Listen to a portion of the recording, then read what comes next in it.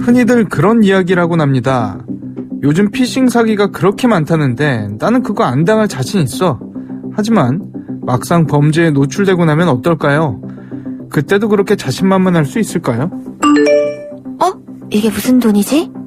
30만 원? 들어올 것도 없는데 누가 보낸 거지? 돈 받으셨죠? 이게 뭐야? 지금 당신의 계좌에 입금된 30만 원. 지금 바로 은행 계좌로 100만 원을 입금하지 않으면 당신의 계좌를 피싱 범죄 계좌로 신고할 예정입니다. 웃기네. 내가 당할 줄 알고. 은행입니다. 현재 고객님께서는 금융사기 등의 사건 신고가 접수됐거나 대포통장 의심 고객으로 판단돼 서비스 이용에 제한됨을 알려드립니다. 뭐야? 진짜 정지됐잖아. 뭐야? 통장 묶기, 핑돈이란 말 혹시 들어보셨나요? 통장에 소액을 입금시킨 후 보이스피싱 범죄라며 신고해 계좌를 정지시켜버리는 것을 통장 묶기, 모르는 사람으로부터 입금된 돈, 그러니까 피싱 피해금을 핑돈이라고 합니다. 모두 신종 보이스피싱 범죄 수법이죠. 그동안 워낙 보이스피싱 사례들이 많이 나왔기 때문에 이젠 맷집이 좀 생겼나 했는데 또 다른 사기 수법을 고안해낸 겁니다. 그것도 이 범죄를 막기 위한 제도를 악용하는 방법으로 말이죠. 나날이 교묘해지는 보이스피싱 범죄, 우리는 과연 안심해도 되는 걸까요? 이원하 변호사의 사건 엑스파일 지금 바로 시작합니다. 안녕하세요. 이원하 변호사의 사건 엑스파일 이원하입니다. 오늘도 로엘부모법인 김아영 변호사와 함께합니다. 변호사님 어서 오세요. 안녕하십니까. 김아영 변호사입니다. 변호사님 혹시 보이스피싱 전화 받아보신 적 있습니까? 네, 이제 보이스피싱이라는 것이 범행 대상을 물색할 때 통신사 가입자 연령이 기준인 것 같아요. 그래서 저나 제 또래 이제 친구들은 받아본 적이 아직은 거의 없는데 오히려 저희 부모님은 다 한 번씩 받아보셨습니다. 맞아요. 네, 아무래도 또 어르신들은 이제 검찰청이다, 금융기관이다 네. 이렇게 하면은 의심 없이 받으시고 믿으시는 점을 이용하는 것 같습니다. 저는 없는데요. 왜냐면 저는 일단 모르는 번호로 전화를 오면 잘 안 받아요. 네. 근데 저희 어머니께서 예전에 보이스피싱 전화를 받으신 적이 있었는데 그때가 마침 제가 고시 공부할 때거든요. 고시 공부할 때 뭐 그때는 이제 열심히 한다고 휴대폰도 꺼놓고 하고 그러니까 휴대폰을 꺼놓은 상태에서 보이스피싱 전화를 받은 거예요. 아들을 내가 잡고 있다 하면서 제 목소리도 들려주고 그랬대요. 뭐 어떤 뭐 우는 목소리가 나왔다고 하고 그 얘기를 듣고 이제 어머니가 패닉이 와서 저한테 전화를 걸었는데 전화기가 꺼져 있는 거예요. 그래서 이제 너무 놀래가지고 어떻게 해야 되나 하다가 정신을 차리고 아닐 거라고 생각을 하고 이제 저한테 제 친구 통해서 연락을 남기고 하셨더라고요. 다행히 잘 끝나긴 했는데 보이스피싱 굉장히 많습니다. 저희도 사건 많이 하고 있고요. 보이스피싱 사례 같은 것들 혹시 변호사님께서 추가적으로 알고 계신 거 있으실까요? 네, 얼마 전에 제 문자 메시지로 해외에서 $1,000 정도 결제됐다고 링크가 왔더라고요. 그래서 뭐 저야 뭐 당연히 뭐 구매한 적이 없으니까 바로 메시지 삭제를 했는데 요즘에는 워낙 해외 직구 많이 하시잖아요. 그러면 마침 결제를 하셨거나 하시면 속아 넘어가실 만도 하고 또 저희 아버지 같은 경우에는 해외에서 신용카드 복사돼서 사용됐다고 즉시 정지시켜야 된다는 뭐 이런 전화를 받으시기도 했는데 때마침 또 여행 다녀오신 직후라서 막 엄청 놀라시더라고요. 그러는데 또 요즘에는 또 해외에서 카드를 한 번이라도 사용하신 분이라면 이 수법에도 또 금방 속으실 수 있겠더라고요. 그런데 정말 이제 이 수법이 좀 알겠다 싶으면 또 새로운 게 나오고 또 알겠다 싶으면 또 새로운 게 나오고 끝이 없는 것 같은데 오늘 이야기 나눠볼 이 수법도 정말 교묘하다 싶더라고요. 통장 묶기라고 한다면서요?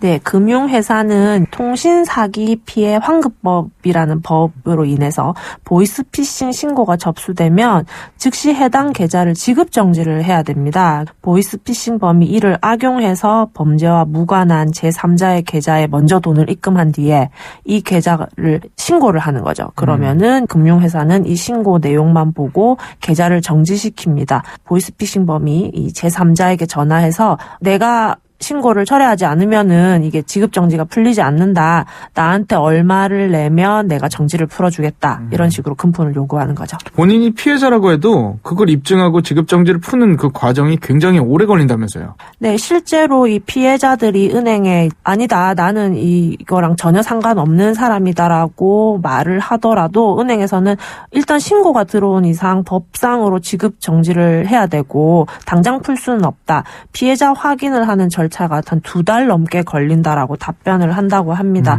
그래서 은행에서는 경찰에 신고하라고 하고 경찰은 다시 우리가 해줄 수 있는 일이 아니니까 금융감독원이나 은행으로 가라고 하니까 피해자로서는 답답할 수밖에 없죠. 이 이야기를 들으면서 아니 뭐 다른 계좌 쓰거나 카드 쓰거나 하면 되지 뭐 대수냐 하실 수 있지만 본인이 자주 쓰는 계좌가 정지되는 거 이거 생각보다 꽤 피해가 크거든요. 어떻습니까? 네, 사기범의 범죄 자금 이체에 본인 계좌가 사용되면 해당 계좌 명의인 지급 정지가 되고요. 또 상당 기간 신규 통장 개설 제한 등의 불이익을 받습니다. 그래서 피해자가 금융당국에 피해를 신고하고 여러 절차를 거쳐서 구제 신청을 받을 수는 있지만 이미 몇 개월 시간이 흐른 뒤고 또 그동안 겪게 되는 지급 정지로 인한 피해가 가늠할 수가 없는데요. 특히나 이제 자영업자분들은 해당 계좌로 하루에도 수없이 많은 금융거래가 이루어지는데 이게 당장 막히게 되니 소상공인들에게는 매우 치명적인 범죄 유형입니다. 그래서 이제 사기꾼들이 이 점을 이용해서 통장이 묶인 피해자들에게 접근을 하는데요. 요구를 들어주지 않으면 피해자들이 수개월 동안 일상적으로 사용하던 통장의 거래가 불가능해지니까 그 고통을 감내할 수밖에 없는 거죠. 인터넷 쇼핑몰들 들어가 보면 계좌번호가 써있기도 하잖아요. 이걸 이용하는 사람들도 많다고 그러더라고요. 네, 실제로 인터넷 쇼핑몰을 운영하는 자영업자 피해자 같은 경우에는 쇼핑몰 홈페이지에 주문 상품 대금 입금 계좌를 적어주지 않습니까? 그렇죠. 자기 명의의 네. 계좌번호를 적어두는데 드러난 번호다 보니까 이 보이스피싱범이 그 계좌에 30만 원을 입금합니다. 그리고 이제 피해를 신고해서 거짓 신고를 해서 계좌가 정지를 됩니다. 일반적으로 계좌번호만 적어두면 해당 계좌에서 돈을 빼갈 수가 없으니까 그렇죠. 일반적으로 보이스피싱은 내 계좌에서 돈을 빼가는 범행만 생각을 하지 않습니까? 피해를 입을 위험이 전혀 없다라고 생각하고 이 번호 노출에 대해서 그 위험성에 대해서는 미리 생각해볼 겨를이 없었던 거죠. 요즘엔 심지어 원한이 있거나 복수, 혼내주고 싶은 사람 계좌에 돈을 보내고 보이스피싱 당했다면서 신고해서 계좌 묶어버리는 이거 대행해주는 서비스도 있다고 하더라고요. 이 대행 서비스를 사용하는 이유는 아무래도 이제 피해자로 신고할 때 익명으로 할 수는 없습니다. 자신의 신분을 노출할 수밖에 없는데요. 신고자 역시 성명, 입금 계좌 번호 등 개인정보를 알려야 합니다. 그래서 수사가 진행되면 결국 피해자 본인의 신분이 드러나다 보니 대행 서비스를 이용하는 거죠. 계좌를 푸는 게 워낙 오래 걸리다 보니까 그렇게 큰 돈이 아니라 생각되면 범죄자에게 그냥 돈을 보내는 경우도 제법 있는 모양이더라고요. 그런데 이게 오히려 문제가 더 커질 수도 있죠. 보이스피싱범이 요구하는 돈을 보내는 것은 결코 올바른 대처법이 아닙니다. 이제 그들 뜻에 휘둘리게 되는 것인데요.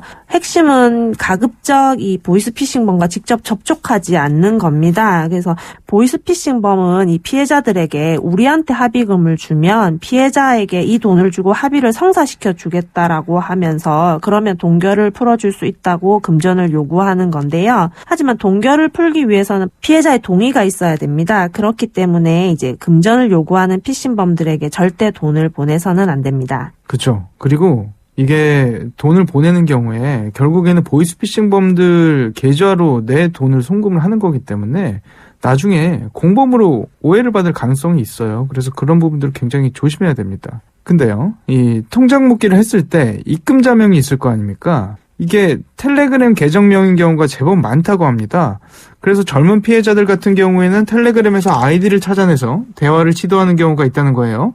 그런데 이렇게 피해자들이 텔레그램에서 자신에게 말을 거는 거, 그것도 그들의 수법 중 하나라면서요. 네, 이렇게 통장 묶기 피해를 당한 젊은 세대라면 범인을 직접 찾아 나서려고 할 가능성이 높습니다. 특히나 이 일당들이 입금자 명을 텔레그램 계정으로 보내는데요. 그러면 이제 피해자들이 이 텔레그램 아이디를 검색해서 대화를 먼저 겁니다. 그러면 계좌 지급 정지를 풀어달라고 요청을 할 때 보이스피싱범들이 돈을 요구하는데요.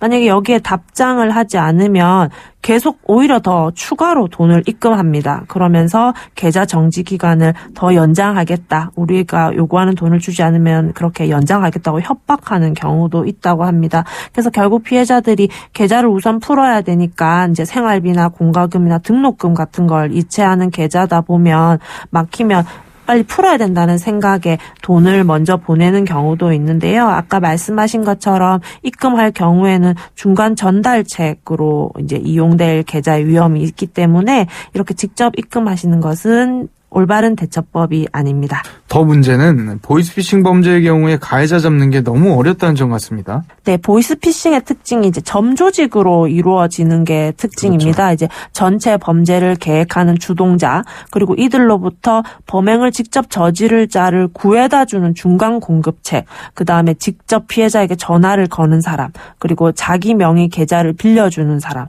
그리고 입금된 돈을 또다시 다른 계좌로 입금하는 전달책처럼 이렇게 하나의 범죄를 위해서 공범자 수가 적지 않습니다. 가해자 명의 계좌를 사용하는 경우가 없죠. 소위 대포통장이라고 하는데 이 대포통장 역시 대출이나 취업 알선, 통장 양도시 대가 지급을 미끼로 통장을 획득하다 보니 이 범죄자의 신분이 노출되지가 않습니다. 그래서 텔레그램 사용하는 것도 역시 이제 어플만 깔면 신분 확인 없이 바로 사용을 가능하고 또 대화를 지워버리면 복구도 불가능합니다. 그리고 휴대전화 역시 대포폰이다 보니 주동자, 중간책, 관련자들의 신분을 알아내기가 어렵습니다. 그리고 좀 비슷하면서도 다른 경우인데 똑같이 소액의 돈을 입금하고 제가 통장에 돈을 잘못 보냈으니 다시 이체해 줄 수 있냐 이런 부탁을 하는 경우도 있는 모양입니다. 애초에 연락처를 알 수 없었을 텐데 연락이 온다는 것 자체가 사실 수상한 대목이긴 한데요. 피해자 입장에서 별 생각 없이 액수가 크지도 않고 하다 보면 다시 돌려줄 수 있잖아요. 그런데 이것도 피싱 범죄의 일환이라면서요. 돈을 잘못 이체했다면서 입금한 돈을 특정 계좌로 다시 돌려달라는 수법인데요. 예를 들면 A씨에게 인터넷에 공개된 B씨의 계좌를 알려주면서 2천만 원을 입금해라 이런 식으로 보이스피싱 범행을 저지릅니다. 그럼 이것에 속은 A씨가 이 B씨의 계좌에 돈을 넣는 거죠. 그러면 이 보이스피싱 범이 이번엔 B씨에게 연락을 해서 A라는 사람으로부터 입금되지 않았냐, 당신 A라는 사람이랑 관계없지 않느냐, 잘못 입금됐으니 돌려달라고 하면서 재이체를 요구합니다. 그러면 이제 B씨가 요구한 대로 이체를 하게 되죠. 그렇게 되면 한마디로 모르는 B씨의 계좌를 대포통장으로 활용하게 되는 겁니다. 그래서 B씨 같은 경우에는 이 보이스피싱범에게 속아서 본인도 모르는 사이에 사기죄 연루가 될 수 있는 거죠. 그렇죠. 그래서 일반적으로 이 차고 송금을 해결하는 방법은 차고 송금한 사람이 자신의 계좌 은행에 알리고 그다음에 해당 은행에서 잘못 입금된 통장 주인에게 다시 연락을 합니다. 그러면 돈을 받은 사람에게 다시 돌려달라고 이렇게 중간에서 은행에서 은행을 거쳐야 되는 거예요? 네, 맞습니다. 그렇는데 이제 사기범이 이제 이런 절차를 이용을 해서 은행 직원으로 가장을 하는 거죠. 만약에 모르는 사람한테 돈을 받으시면 임의로 다시 이체하지 마시고 반드시 본인의 계좌 은행이나 아니면 온 은행에 연락을 하셔서 차고 송금 사실을 알리시는 것이 안전한 대처법입니다. 그래도 최근 관련법이 개정돼서 앞서 통장 묶기로 계좌가 정지된 경우 이거 푸는데 너무 시간이 오래 걸린다 이야기했습니다만 이건 좀 개선이 된 것 같더라고요. 네, 올해 초에 관련법이 국회를 통과했고 올해 8월 말부터 시행이 되는데요. 통장 묶기를 당한 피해자가 해당 계좌, 내 계좌는 보이스피싱에 이용되지 않았다는 점을 객관적으로 소명을 하면 이 입금된 금액을 제외한 나머지 통장은 자유롭게 사용할 수 있도록 한 것입니다. 기존에는 굉장히 복잡한 절차를 거쳐야 했는데요. 이 제도를 통해서 빠르게 해결할 수 있게 됐습니다. 오늘 저희가 준비한 내용은 여기까지입니다. 끝곡으로 전람회의 제치바에서 들려드리면서 이 시간 마치겠습니다. 여러분은 모두 변호받아 마땅한 사람들입니다. 사건 X파일. 여러분 고맙습니다.